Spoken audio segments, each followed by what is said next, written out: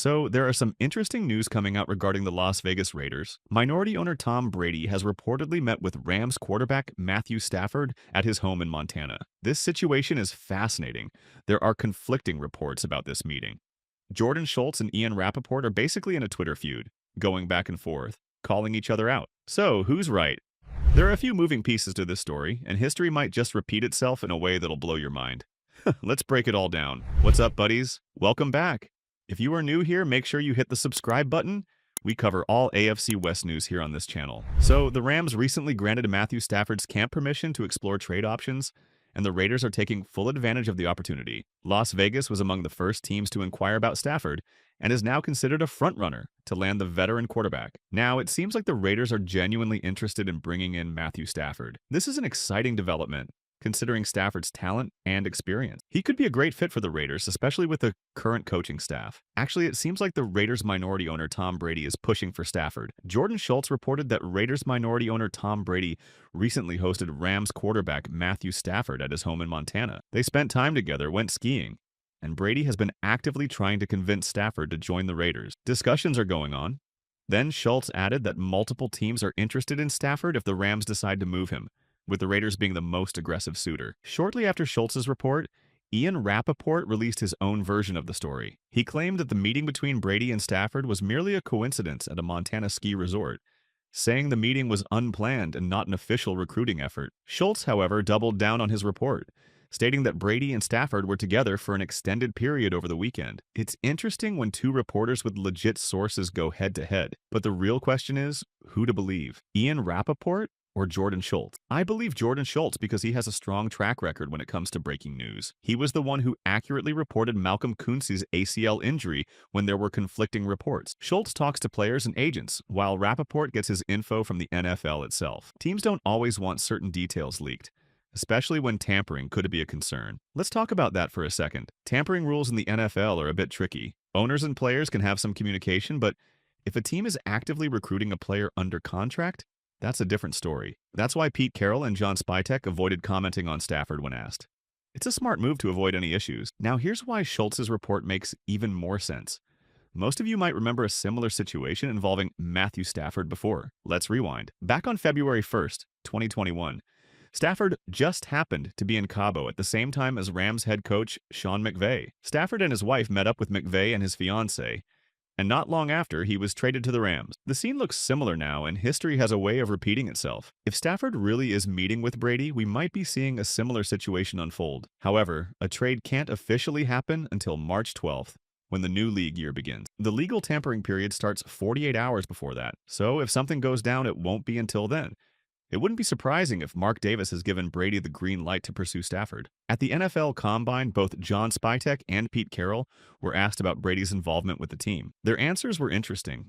Spytek downplayed Brady's role, saying he's available to talk, but not heavily involved in day-to-day operations. On the other hand, Carroll suggested that Brady is very involved. If Brady is actively recruiting Stafford, it's likely with some level of approval from the organization. Now let's break down Stafford's contract. Right now, he doesn't have a lot of guaranteed money left, which is likely what he's looking for. The Raiders would have to give him a new deal, and history suggests it could look something like what Brady got in Tampa, a fully guaranteed 2-year contract. What if the Raiders just take the 2 years left on Stafford's deal and guarantee $100 million, $50 million per year? A bigger signing bonus would lower his cap hit. It's a strategy that could work, similar to how the Buccaneers structured Brady's contract. Earlier in the day, Diana Rossini also reported that Stafford has drawn significant interest from multiple teams, including the Raiders and the Giants. This raises an interesting question about the Giants' draft strategy. They have the number, 3rd overall pick, meaning they could select one of the top quarterbacks in the draft. Yet they're still exploring Stafford as an option. That says a lot about his value. Looking at the draft landscape, the Tennessee Titans have the number 1 pick and are expected to take Cameron Ward.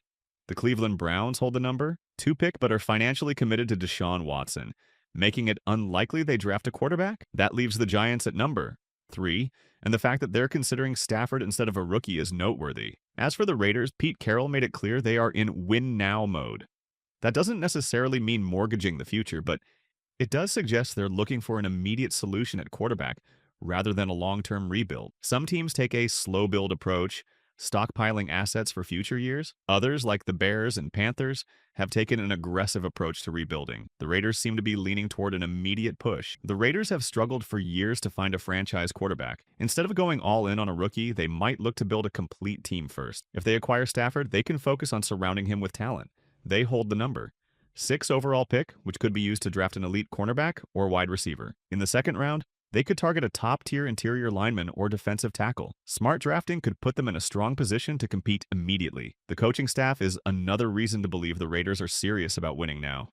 Patrick Graham has done a great job as defensive coordinator, and Pete Carroll brings a proven track record. On offense, Chip Kelly is a well-respected play caller who has consistently produced top offenses at both the NFL and college level. This coaching staff is one of the strongest the Raiders have had in years, which only adds to the case for making a push now. Looking at recent history, teams that make aggressive moves for quarterbacks can see quick turnarounds. The Washington Commanders went from the number 2nd overall pick to the NFC Championship in just a few years. The Texans drafted C.J. Stroud, and within 2 years, they were back in the playoffs. The Raiders have the opportunity to make a similar leap. With the number 6 and number 37 overall picks, the Raiders can land 2 immediate starters. They also have 2 third-round picks, which could yield starting caliber players. If they go all in with Stafford, they can use these picks to build a well-rounded roster rather than gambling on a rookie quarterback. Looking at the quarterback market, there are plenty of risky options. Sam Darnold, Russell Wilson, and Justin Fields each come with their own uncertainty. Some names like Geno Smith and Kirk Cousins are unlikely to be available. But if the goal is to instantly elevate this team, Stafford makes the most sense. He's a proven talent, and his presence would immediately put the Raiders in a stronger position. Of course, other moves would still be necessary, both in free agency and the draft, but bringing in a veteran like Stafford would be a major step in the right direction. Now, if the Raiders are looking at Stafford as an immediate answer, that would make room for another developmental prospect like Zach Wilson. According to Vincent Bonsignor, a reporter at Review Journal, the Raiders are actively pursuing Wilson. The team has done its homework on him, and this isn't just speculation. This scenario could work keeping Stafford as the starter, with Wilson as a backup learning under him. This would allow the Raiders to evaluate Wilson's potential over the next couple of years.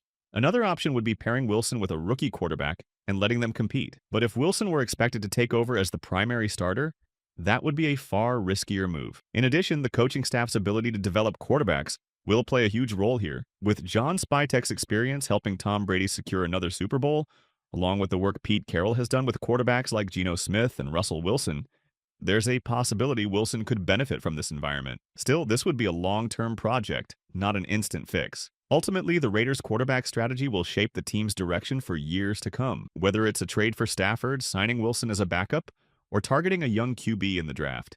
These decisions will be critical. With free agency approaching, more clarity is coming soon. So the offseason rumors and conflicting reports are all part of the game. But at the end of the day, it's about winning. At this point, it's clear the Raiders are looking to bring in a veteran quarterback. Whether or not Stafford is the guy remains to be seen. But the fact that Brady is involved in the process makes it all the more intriguing. Stafford's experience and leadership could be exactly what the Raiders need to take the next step. Let me know your thoughts on this situation. Do you think the Raiders should go all in on Stafford, or should they look elsewhere? Drop a comment below and don't forget to subscribe for more updates.